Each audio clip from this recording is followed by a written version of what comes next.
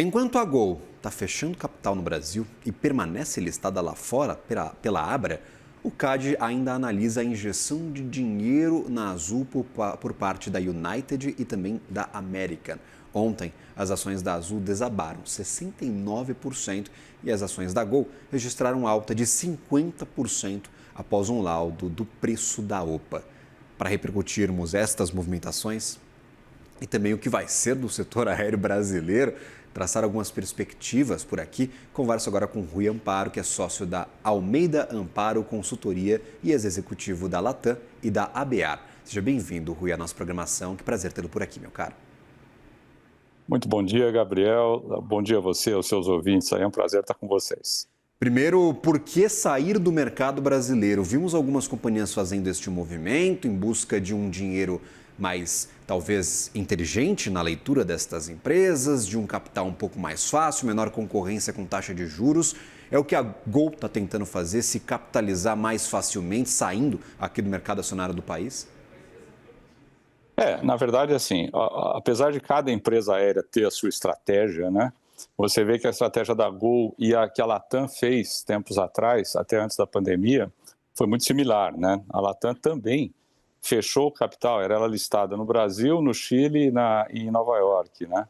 Ela fechou o capital aqui no Brasil, né? Por uma questão também de complexidade, né? Uma questão tributária. Então, como a Gol, a holding da Gol é a Abra agora, junto com a Avianca ali, né? Ela está seguindo a mesma linha, ela está fechando o capital aqui para que a companhia brasileira da holding não tenha que disputar um mercado acionário a mais, o que aumentaria a complexidade. Então, a estratégia é muito parecida, né?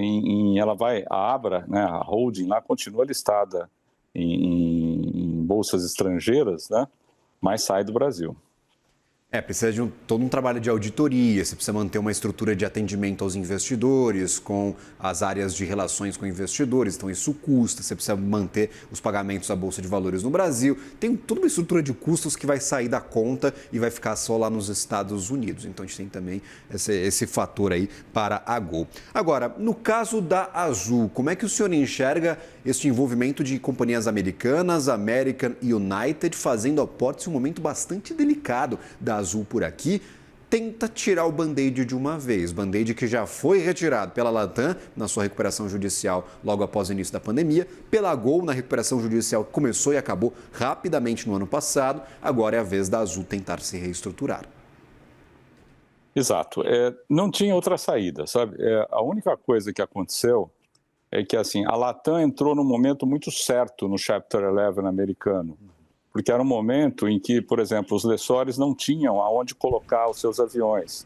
Então, você sentava para negociar com algum dono de avião, você conseguia descontos, você conseguia investimentos, você até conseguia um pouco mais daquele famoso dinheiro DIP lá, né, Debitor in Process ali.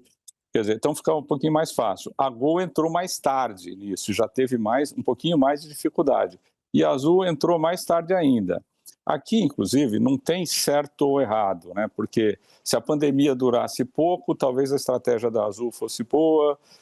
Então, a gente não consegue dizer, porque as premissas externas que afetam as empresas aéreas são tão diversas, né? Que sem julgar. Mas o fato é que, no resultado final, a situação ficou bem mais difícil para a Azul do que para a Gol e mais ainda do que para a Latam em termos de negociações. Tanto que a Azul está terminando agora, ela teve que fazer essa reestruturação, tá trocando dívida por equity aí, né? Quer dizer, então o valor da ação ele despenca, é natural que seja, quer dizer, você não tem, não teria muito outro caminho, né?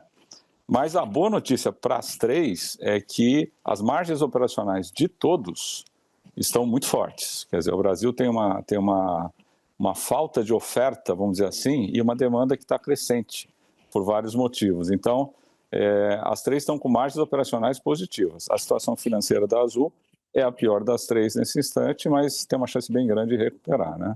Tem uma curiosidade, desde o final da pandemia a gente viu o RASK aumentando, que é a receita por assento, a gente viu a demanda aumentando, a ociosidade diminuindo muito das aeronaves em operação, dessas três companhias. Nós vemos as margens operacionais crescendo, mas mesmo assim muitas dificuldades financeiras. Tem, claro, custos galopantes, o custo é muito dolarizado por conta do querosene de aviação, por conta do pagamento dos lessores. Eu queria entender, Rui, terminada essa recuperação judicial, talvez das 3 maiores e únicas grandes empresas de aviação no país, a gente vai ter um setor mais estável? Dá para a gente ficar um pouco mais tranquilo de que isso vai acontecer no futuro, que é um processo necessário, mas que ele vai dar bons frutos? Ou o setor vai continuar pressionado mesmo depois de conseguir se reestruturar? Olha, fazendo até uma piadinha para quebrar o gelo, em 40 anos de aviação, eu nunca vi o setor estável, viu?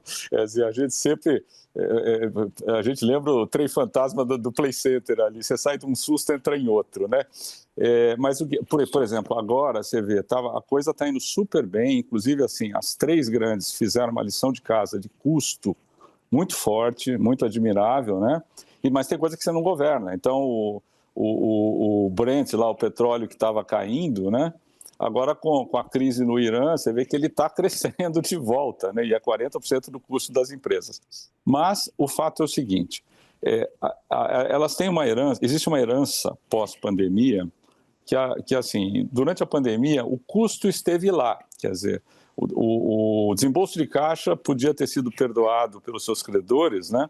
Por exemplo, lessores de aviões, mas o custo estava lá crescendo. Então, todo mundo saiu com uma dívida meio forte. A parte financeira é meio complicada. Por outro lado, o Brasil e o mundo têm um problema de não conseguir colocar oferta. O mundo, porque faltaram aviões, faltou oferta de aviões no pós-pandemia. Todo mundo queria voar, né? O mundo inteiro estava demandado e você não tinha, as empresas de leasing não tinham aviões para prover. Então, o leasing subiu, né? E no Brasil, especificamente, né, você ainda teve um efeito da demanda estar aumentada por alguns fatores externos. Quer dizer, por exemplo, a demanda ela é historicamente mais ou menos umas 2 vezes o crescimento do PIB, né? Então, a gente está crescendo 4%, 5% aqui no Brasil, a demanda continuamente. Se você não põe oferta, o resultado são aviões mais cheios, são tarifas mais altas, né? E são uma dificuldade mais de voar, de fazer receita também para as empresas. Podiam estar fazendo mais, né? Você vê que a Latam, que está conseguindo acesso a aeronaves, ela aumentou muito o market share no Brasil, né? A Gol agora está voltando a receber os MAX com uma cadência, o 737 MAX, perdão, um equipamento majoritário dela, uma cadência maior. A Azul, por causa do Chapter 11, não está conseguindo aumentar a oferta. Então, isso tudo faz com que o mercado não tenha uma oferta muito grande, né? A visão é de que esse ano você consiga desatar esse nó aí, inclusive assim, com algum reflexo para algumas tarifas também, a tarifa média ser um pouco mais contida do que ela está agora, né? Perfeito, vamos acompanhar e torcer bastante para o setor aéreo brasileiro. Conversei diversas vezes com executivos do setor e eu escutei de um grande executivo do segmento aéreo, falou o seguinte: Gabriel, faz muito tempo que eu estou aqui e até hoje não entendo como que esse negócio dá dinheiro. Então, realmente sempre bastante complicado. São várias as piadinhas que nós entendemos aí que aparecem no setor. É muito difícil operar segmento aéreo, não só aqui no Brasil, em todas as partes do mundo. Os custos são muito altos, os custos são muito variáveis também e há essa questão também de disponibilidade de ativos. Aeronaves estão em falta, as empresas estão demorando e atrasando as entregas, como a gente já viu nestes últimos meses. Rui Amparo, sócio da Almeida Amparo Consultoria e ex-executivo da Latam e da ABAR. Que prazer conversar contigo, meu cara. Até uma próxima. Prazer é meu. Até a próxima. Valeu. Boa manhã para você.